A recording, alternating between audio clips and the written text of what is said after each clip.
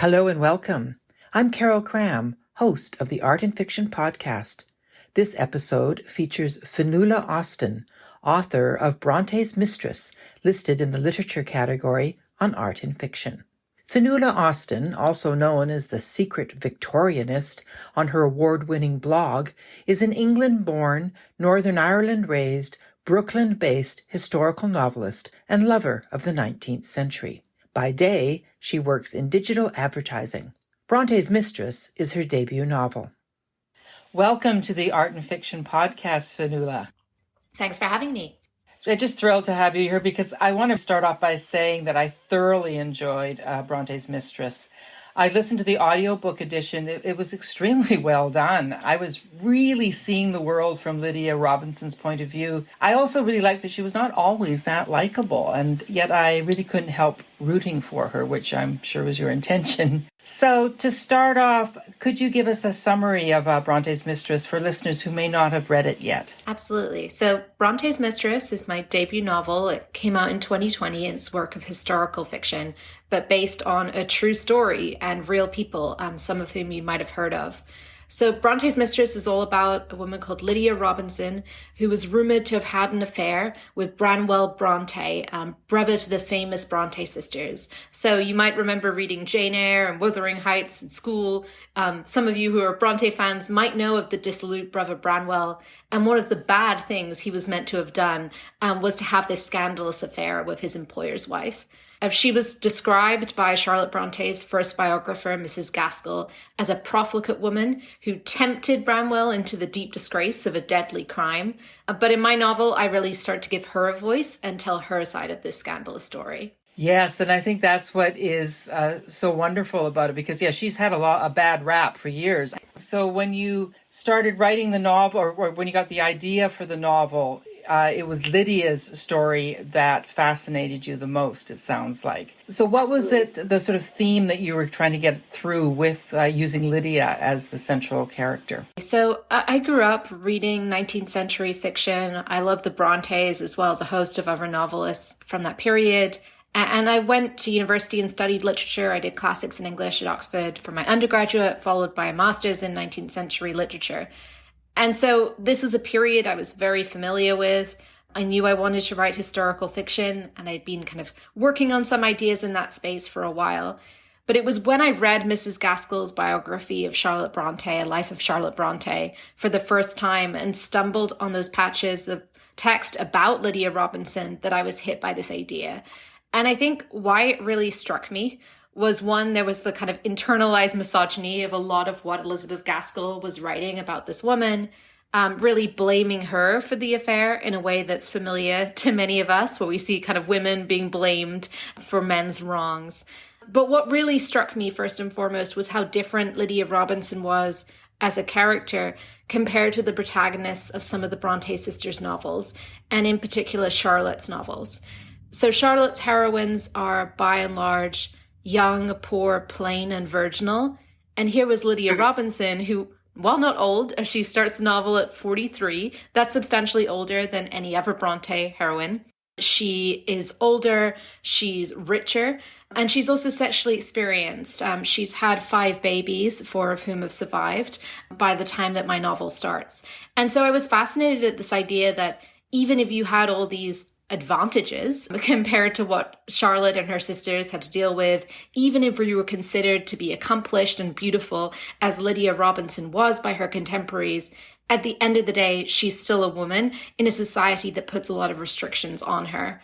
I think today, when you read contemporary novels that deal with adultery, a lot of readers are allergic to that. They say, oh, well, why couldn't this character have just got a divorce? But when you're dealing with a character in the 1840s, that's not a viable option that's open to them. Lydia Robinson can't divorce her husband. She doesn't own her own money. She can't even vote. And so I wanted to explore what choices she could make and the consequences of those choices. Yes, because she had extremely limited choices. Actually, having an affair with Branwell was a choice she could make. And you really brought out how empty her life was and how unloved she felt, which I think anybody can relate to in any era. Yeah, absolutely. I mean, I think what's really interesting is when you're writing a period piece, there are obviously those trappings that give it a historical period, right? There's a lot about the costuming that someone like Lydia would have worn, the corsets, the restrictive clothing that she can't even get on and off easily alone. The entire novel starts with her deciding to change without the help of her lady's maid, and she's getting her foot stuck in the ham and really struggling to do this most basic of tasks for herself. However, as you say, there are lots of themes that are universal and are not linked to one specific period.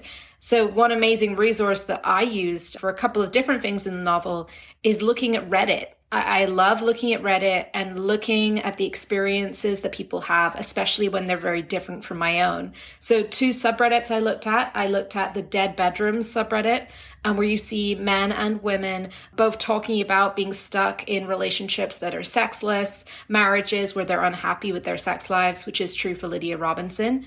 And also the Just Know MIL subreddit, which is the Just Know Mother-in-Law subreddit, where you see experiences of women with terrible mother-in-laws.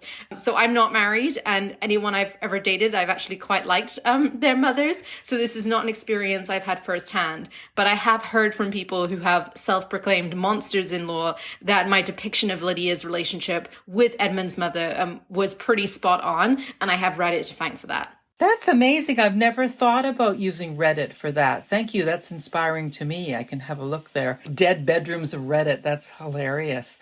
And yes, I really like the mother-in-law. I actually could relate to her, not personally. Fortunately, I adored my mother-in-law, but I certainly knew people like that. And you definitely got it right. There are people like that, very much so. And Lydia herself, I liked her so much because she was quite flawed. I mean, she was vain. She had all sorts of things that were not particularly likable about her, and yet we rooted for her. What were you thinking about when you were developing that character? Thanks for saying that. I think it's very interesting for me as the author to see the range of reactions that people have to Lydia. I certainly have a lot of sympathy for her, and it's great to hear that you have too. But there's been a range of responses. Some readers have had no sympathy for her and her situation at all, and really do blame her for the pretty immature ways in which she acts. And I don't think my job as a novelist is to pass judgment. I'm not writing didactic fiction. I'm writing fiction for adults, and I want them to come to their own conclusions. But I think some of the things I was thinking about is, one, I wanted this to be a realistic character, and I think a lot of us have these shades of gray and nuance. I certainly didn't want to redeem her and write her as the kind of innocent angel that's been badly painted in the Bronte story. So that was very true. And second, I was very interested in the idea of the women who didn't write novels during the 19th century. The dedication to my book is to the women who didn't write their novels. The Bronte sisters were amazing because they were exceptional. They put down thoughts on the page that maybe other 19th century women had, but they certainly didn't share. And so I was interested in the experience of somebody who maybe didn't question the status quo or didn't think that their thoughts were worth recording on the page. And so near the end of the novel, Lydia thinks about writing her story and kind of asks this question of what would it achieve? I also thought of her as someone who's kind of stuck in a cycle. So she's almost always nearly getting it and then slipping up at the last second. So for instance, she really does feel the restrictions of being a woman in her period. She feels the unfairness. She's longing for more. And yet when she thinks about having a job, she thinks that's the worst thing that could possibly happen to a woman. Feels like she's had really the short straw in life in a lot of ways. And yet she actually perpetrates those same difficulties onto her daughters as well. And for me, that's just so much more realistic, that a lot of people's response to oppression isn't actually to fight against it, but to oppress others in turn. Absolutely. That shows a tremendous understanding of human nature, which is why Lydia is such a great character that you've done. She's very complex because most of us aren't always nice. We do things that are immature, that are silly, that are not laudable. And she does that quite often all the way through. But one of my favorite scenes in your novel is when she first makes love to Branwell. or when, they first have sex, basically. And just her thought patterns as she goes through that. I thought it was quite hilarious. I don't know if that's what you were going for, but it's a very good scene because I think it's extremely realistic. What is your take on that? Thank you. Yes, I would love to see more bad sex scenes in novels. And I don't mean badly written sex scenes, and I certainly don't mean non-consensual sex scenes. I mean scenes where the sex is consensual and yet isn't always great, especially for our protagonist or the character whose head we're in that scene. This is true of so many women's experiences with sex, and I'm sure many men's as well. And I would love to see more of that on the page. With time, as the affair kind of progresses, Lydia does find more physical and emotional pleasure in her encounters with Branwell, but it was utterly realistic to me that first time she might not, especially as she's 43 years old and knows what she's doing, and Branwell is 25 and has been drinking.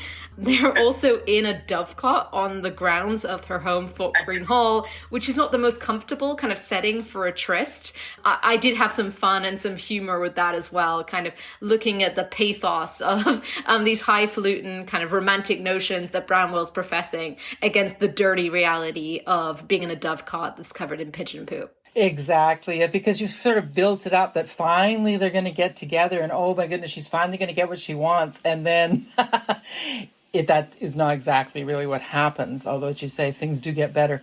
Anyway, I just thought that was extremely well done. It was very realistic, as I said. And one thing I also wanted to mention that I think is wonderful about your novel is just how well written it is. You are a beautiful writer. How did you learn to write so beautifully? This is your debut novel. Thank you. I mean, I think it's really true what people say, that reading makes you a better writer. I have read so much. I grew up reading a lot, and then thankfully the education I had at Oxford really gave me the time and the space to read even more. So I think that's part of it. I also think that I love writing, and I think some, especially beginner writers, they love storytelling, but they maybe don't love the craft in itself. I'm a member of several writers groups. I've spent a lot of time looking at other kind of aspiring writers' manuscripts. And one thing I can always tell is if someone is writing a novel when they would really prefer their story to be a movie. It's very different. It comes across in the point of view a lot, where you see that they're kind of writing with an eye to where the camera would be. They might be starting with a description of the world, that kind of wide angle lens on everything that's going on before zooming in on one character. And that's something that a movie can do incredibly well. But a novel is not like that. In novels today, we tend to prefer a first-person narrative, like I have in Bronte's Mistress, or a really close third that also keeps us tight into that head of one character at a time, even if it moves between characters, between chapters. And so understanding what that can do for you, what techniques we can now use in novels that you can't get in a TV show or a film as easily without having that kind of voice of God narration that comes over the top. All of those are really big tells. So sometimes I hear other writers kind of complaining about the editing process. For me, I love once I have something to work with. The blank page is not the inspiring thing for me. It's once I have the bare bones of the scene down on the page, I know what has to happen, and then I can refine the prose. When I think back on the Bronte sisters and others writing in that time period, I'm amazed at how they could do so much without a delete button. I'm hitting backspace, moving things around, copy pasting, doing that search function to find out if I've used a word previously, and then choosing a better place for it. So my process is very much one of constant refinement when writing. I can totally relate to you. That is exactly how I write as well. I love editing. I'd much rather have a chunk written and then I can go back and craft and work on it. And I love what you say about how novels, they're a different animal. And they're like tapestries, right? They're all finely textured. And that's something that came across in your novel. The word texture kept coming up to me as I was reading it. There's a lot of density in your prose, but it still moves along at a good pace. But yes, I can see there's a lot of craft involved. And that's good advice for authors. And we'll talk about that again in a minute. But right now, I was wondering if you would like to do a short reading from Bronte's Mistress. Absolutely. Happy to. Let me go ahead and pull it up. All right, so I was going to read a short section. This is from chapter 2, so pretty early in the novel. And this is actually an interaction between Lydia Robinson, our main character, and two of her daughters, Mary and Bessie, who are going visiting the local poor. So she's decided that this is a great way to make a good impression on Branwell Brontë, but her daughters and the weather are really not helping her out as much as she hoped they would. "My feet are wet," said Mary. She stood on one leg to show me the hole in the toe of her left boot. "Honestly, Mary, you are growing as big as your sister," I said, gesturing at Bessie, who was stomping ahead of us through the puddles. "God knows what Miss Sewell is having cook feed you." When I was Lydia's age, they'd laced me so tight that my waist was 18 inches. Mother had been proud of that, and so was I. I told Lydia once, and she hadn't eaten for days, just so she could say the same. She'd succeeded, but given up an hour after Marshall had encaged her in one of my corsets. She'd been defeated, pale and short of breath, screaming at us to get this cursed thing off her. But Bessie, for all her hair was dark like mine, might have been a different species from us. She was broader, taller, more athletic. It was hard to imagine the giant of a man who might consider her dainty. "Whatever is the matter with Lydia today, Mary? Do you know?" I asked, transferring my basket to the other arm, and lowering my voice so that her sister could not hear us. Bessie and Lydia were so unlike each other, yet what I said to one was always made known to the other, to the exclusion of Mary, who, at 14, they thought of as a baby. "She's upset that no one has sent her a valentine," said Mary without a second's hesitation, looking up at me unabashed, little traitor that she was. "A valentine?" In the first years of our marriage, Edmund had left posies on my pillow, but today I hadn't even noted the date. I nearly smiled at the girl's naivete, but then I remembered Mr. Bronte, the curve of his lip, the smile in his eyes, and how he'd called Lydia charming. "From whom was she expecting a valentine, Mary?" I asked, walking a little faster now that Bessie had disappeared around a bend in the hedgerow-lined lane. "No one in particular, Mamma, although if she had her pick, she says she'd take Harry Thompson," said Mary, hopping along to keep her foot dry. My shoulders relaxed, my pace slackened. The heir to Kirby Hall was double Lydia's age, and it was doubtful he even knew her name. Besides, Edmund had told me a profitable marriage was brewing between Harry Thompson and the daughter of some merchant's son turned baronet in Kent. "She was upset, as Bessie was sent one by Will Milner," Mary continued, her eyes widening. "It didn't strike Lydia as fair, since she is the oldest and prettiest, but now since Grandmamma died, and we all must avoid company, she sees no gentleman at all. So when is she to have her chance? At church? Reverend Lascelles is so dull she says he'd kill any hope of romance. And she claims she'll be old and haggard before we're out of mourning, especially as our other Grandmamma will also die sometime, putting us all back to the beginning. Oh, will I be prettier like Lydia when I am 17? I know I shouldn't care so much, but I do. It is wicked, and yet I cannot help it." Childish confession tumbled out after childish confession. There was mud on Mary's cheek, and a look of terrible sincerity in her eyes. "There is no harm in praying for beauty, Mary," I said, reaching out to wipe away the dirt with my handkerchief, although it should not be the first virtue you desire. Maybe there was no need to teach Bessie better manners, or limit her dinner portions, when young Will Milner was so devoted to her. It was a strange thing for a youthful attachment born out of a shared love of horses to have survived into the boy's adulthood. It would have irked me too had I been Lydia. Her younger sister would have everything a girl could wish for: money, a husband only a few years older than her, and a property a short ride from ours. And Bessie hadn't even done anything to earn it, while Lydia wasted her coquetry on her bedroom looking-glass, or perhaps on Mr. Bronte. "Why, there, Mamma, Mary now!" cried Bessie as we rounded the corner. She was swinging on a wooden cowgate beside the next house and conducting a shouted conversation with Eliza Walker. Eliza was standing in the cottage doorframe, cowering from the thickening rain. She was daughter-in-law to George Walker, a rustic who'd been on his deathbed since I'd first come to Thorpe Green Hall as mistress nearly 20 years earlier. The townspeople claimed he would soon be 100 years old. Each day, Eliza made her thankless pilgrimage from Little Ousburn, the smaller of the two villages, to tend to him, since the obstinate old man refused to leave this run-down shack where he'd lived with his late wife for decades. There was a flash of lightning, followed by a thunderclap in quick succession. The rain beat down so hard it rebounded from the ground. The three of us ran toward the house, seeking shelter before Eliza had worked up the courage to invite us in. It took a few minutes to adjust to the dimness. The only room in the hovel was thick with peat smoke that clouded my eyes and coated the inside of my throat. Mary, forgetting all her breeding, had dropped down to one knee to remove and examine her offending boot. Bessie stood at the door, watching the storm and delighting in the shocks of lightning and percussive thunder. I didn't have the energy to chide either of them. At least they'd come, and they hadn't pointed out to me what a terrible failure this had been as Lydia would have, had she been of an age where I could have boxed her ears and dragged her along. What was I doing, traipsing round the countryside to impress a mere boy? Had I been so long alone that attention from any man could delight me? Eliza untied my cloak and hung it over one of the two roughly hewn wooden chairs by the fire. In the other, her father-in-law slept, his breathing laboured. "We brought you—" I trailed off in embarrassment, but passed her the soggy basket. She curtsied in thanks and scurried off to unpack it. I walked toward the fire to dry myself, but the heat was so fierce against my cheek that I had to hang back. It was a miracle that old George Walker hadn't been mummified in the years he'd sat there, waiting for death. There was a stool beside his chair I hadn't made out before. I dragged it back from the fire and sat next to him.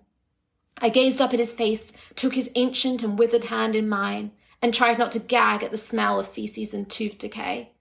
I should set an example to my daughters, although one of them was entranced by a worn shoe, another by the elements. My oldest would not come with me, and my youngest girl was dead. "Mr. Walker," I said, shouting towards his ear, "we have come to visit you." His hand stroked mine in response. I could have kissed him.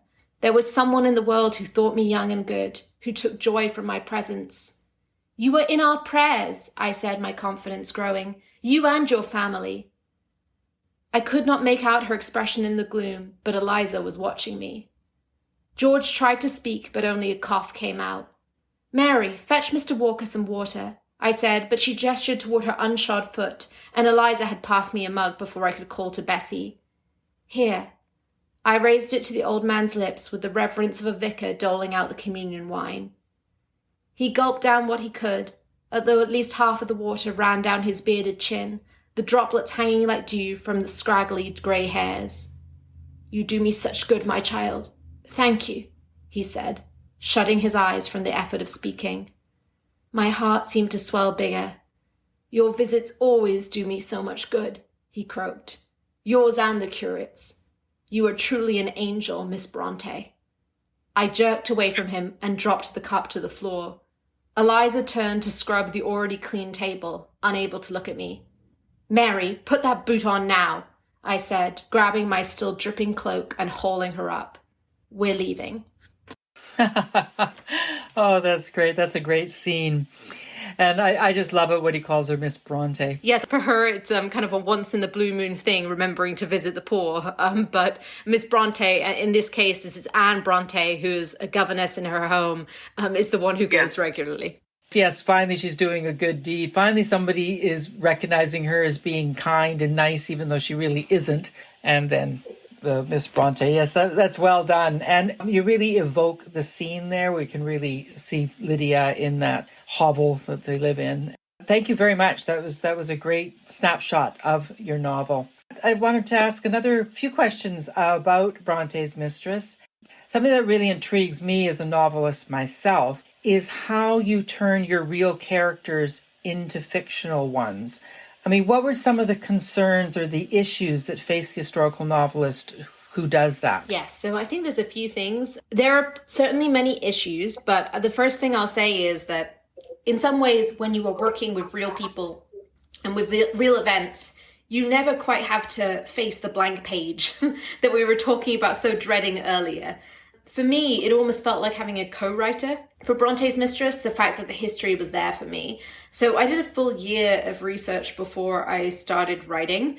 And what that looked like was an Excel spreadsheet where I started mapping out everything we knew about Lydia Robinson's life, her interactions with the Brontes and beyond. So I had a kind of spreadsheet that said the age she was, the date this happened on, what happened, what category. So was it related to the Brontes? Was it related to her husbands? Was it related to her children? And then the source, so that I could go back and check where I'd got the information from if needed. So I did that first. And then this kind of research document basically evolved into a working outline for me. So I decided where the novel needed to begin and end. For instance, I could have begun with Lydia's childhood, or with her first marriage, or with Anne Bronte arriving at the house. But I made the decision that the novel should start when Branwell Brontë arrived in the house in January of 1843. So that made that decision for me. And I made a similar decision at the end point. I'm not going to give that spoiler here, but I knew that the novel would go on beyond Branwell leaving the house. And I found the perfect moment in my mind to end it. And then I sort of made up the in-between. So if by this date we knew that Branwell had mentioned to a friend that he had a lock of Lydia's hair, I then knew I had to have a scene where he received a lock of her hair. I knew that I wanted this to be a consummated love affair. So then I had to decide, when do they first kiss? When do they first have sex? I knew the date that Branwell was dismissed by Lydia's husband. So what series of events would lead up to that? So really, I went from a list of facts to a list of facts and fictions that made sense to me. I think some of the things you have to watch out for, though, is that when you're dealing with anyone who's famous or adjacent to famous people from history, readers are coming in with their preconceptions about them. So I had to be very aware throughout that I would have readers who knew a lot about the Brontes, and I would also have readers who knew absolutely nothing about the Brontes. And so you have to kind of walk this line of giving enough information that those who pick up the book because they want to learn about the famous Bronte sisters and their brother learn something, while you're still not speaking down to those who do know a lot about these historical figures already and are picking up the book for that reason. I think one interesting thing for me that looking at the reviews, my book is written entirely in Lydia Robinson's perspective, though there are a few letters that allow me to get other characters' voices in sometimes. Sometimes I see in reviews people assume that Lydia's views on each of the Bronte siblings map to mine. For instance, Lydia's pretty scathing about Anne Bronte. She thinks that she's kind of meek and useless and they don't have any rapport despite living for many years in the same house. As it is, I actually love Anne Bronte. I love her novels. My intention with that character was to kind of give her hidden depths that readers might pick up on, but Lydia herself is unaware of. And so that was an interesting thing for me to kind of see how when you write a novel entirely in one character's perspective, especially when the first person voice is so strong, there may be some of that comes through, people assuming that authorial intent is the same as character intent. No, not at all. And for example, that actually is a good segue into her fascination with Charlotte Brontë, who she doesn't actually meet. Well, no spoilers. But why Charlotte? Like, why was it of the three sisters, it was Charlotte that she fixated on? I think for me, that comes right back to the inspiration from the novel. As I said, it was in that Gaskell biography of Charlotte. It was that comparison between Charlotte's heroines and Lydia that really jumped out to me. Charlotte can be quite scathing in her novels about women who are attractive. You see that with the depiction of a lot of the schoolgirls in Villette. You also see it in, say, the character Blanche in Jane Eyre. From when I was very young reading about that character, I could not hate her. She doesn't know that the governess is in love with Rochester. She certainly doesn't know that his first wife is in the attic. She's just trying to make a good marriage, as someone of her class and background has to do as a woman in the period. And yet Jane Eyre's character really does hate her, and it's not a very sympathetic portrayal. So that was why kind of Charlotte, I wanted to depict them as two sides of the same coin. Sometimes women do ourselves a disservice by hating on other types of women. So this fiction that if you take care of your appearance, then you are unintelligent, or that there are frivolous interests and serious interests. So that was something that I really wanted to set up, that perhaps if characters like my Lydia and my Charlotte could have more sympathy with each other, it could help the whole gender move forward. Yes, exactly. One of my intentions with the Art and Fiction podcast is for authors to share some of their advice about writing with other writers. So one of the questions I'd like to ask you is, what's one thing you learned from writing Bronte's Mistress that you didn't know before? So I think the metaphor you shared earlier about tapestry and what you talked about texture is a really good one. One thing that I learned through the process of writing Bronte's Mistress, which has been true of my writing since, is that I actually underwrite. So there's a lot of advice about editing that you'll read online that talks about, oh, when you edit your first draft, you should cut 10 or 20%. And I think that's true for a lot of writers, but for me, that's absolutely not the case. I tend to write the minimum viable product of the scene, to use some tech language, and then I have to add to it. So I saw it as adding layers, and the rounds of edits I did with my agent were best for this. So we did edits, for instance, where one, she said there's not enough weather. So I went through the whole novel and added weather, or seasonal markers, or more Gothic atmosphere, or more references to the Brontes novels. So each time I was looking at the novel through a different lens and layering in more and more. When I did my on-the-ground research trip, I also found out things that I added in a similar way. So, for instance, I went to the Bronte Parsonage Museum and was lucky enough to get access to the archives there and looked through the Robinson papers, which are all the documents they have related to Lydia Robinson and her home. And one thing I came across in there was the inventory of all the furniture in the house. So I then just went back through the novel and added references to real pieces of furniture. I updated the names of the rooms so that they matched the names of the real rooms in the real house. If you see references to the ante-room, for instance, that's what they called one of the rooms. So I even got a note back from my editor at one point saying I'd used the word mahogany too much. She said, there's too much mahogany furniture. And I was able to say, well, that's the furniture they really had. This isn't me fixating on this word. They really did have mahogany in every room. And so this idea of layering and layering and layering, for me, is one of the most helpful ways to think about my writing process. I know that won't be true of everyone. There are people who will put way too much on the page and then will kind of need to do the opposite. I think of them as sculptors who need to be kind of chiseling back so that we can see the shape of the statue underneath. But for me, it is kind of adding those layers on to build something that starts to feel much more complete. Actually, I'm with you. I tend to write that way as well, because I find I can get a little bogged down in research, and sometimes I just want to get the characters, the story, the emotion out, and then I can go back and add in the details, which sounds similar to what you do.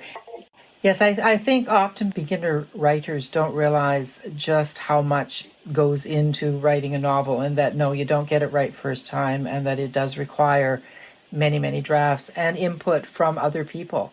The very act of reading is an act of co-creation. What you see in your head when reading or listening to Bronte's Mistress is not the same as what I see when writing it, or what another reader sees exactly. And one very helpful exercise for me to work that out was talking to beta readers. I have the same list of questions that I ask all of my beta readers.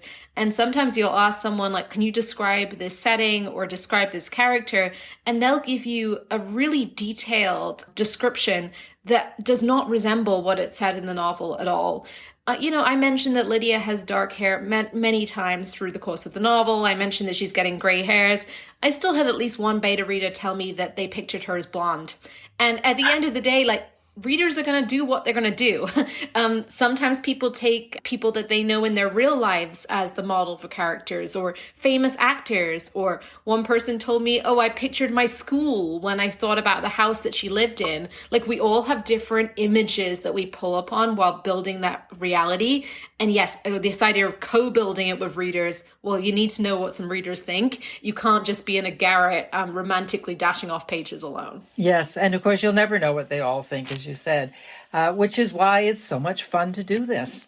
Because, you write it, you get your baby out in the world, and then you don't really know what people are going to make of it. So that's sort of the exciting part of many exciting parts. They're going to bring their own perspective, whether it's on relationships or on sex or on whether women should have leg hair. Trust me, I've heard it all in response to Bronte's Mistress. Well, that's good. It's nice to see that people are so engaged.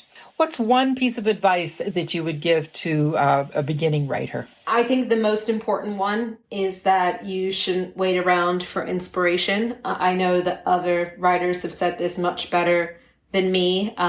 Stuff about you don't need to sit around waiting for your muse to visit you. Like some days it's going to flow and it's going to be really easy and feel almost magical. But those days will not be the majority. You just need to force yourself to do it. And I don't know how you personally force yourself to do it. For me, physical comfort is very important. So I need to be sitting somewhere comfortable. I need to be warm. I often sit with hot water bottles and blankets, my cat near me. Right now, as we're speaking, I'm on a little solo writing retreat, which is a big bribe to myself to be working through what I'm doing on my next novel. Other people might reward themselves with food or a glass of wine or a favorite snack when they hit a milestone. So certainly do what works for you to get it done. But do know that the best writers in the world are not visited by their muse every day. They just sit down, they treat it like a job, and they write. Exactly.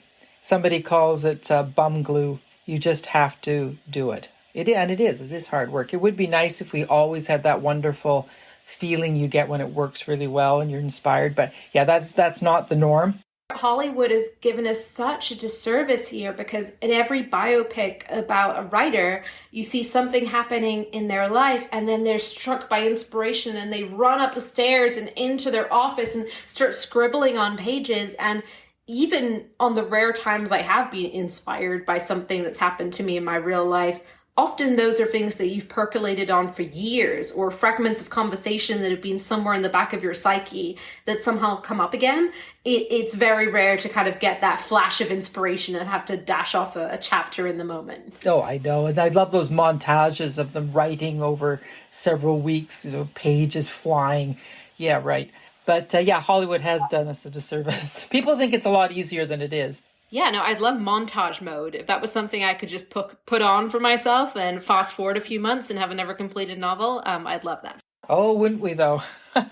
Thank you so much, Finola, for chatting with me. This has been absolutely delightful.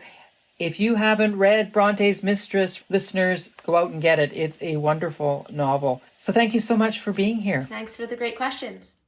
I've been speaking with Finola Austin, author of Bronte's Mistress, listed in the literature category on art and fiction at www.artandfiction.com. Be sure to check the show notes for links to Finola's website at www.finolaaustin.net.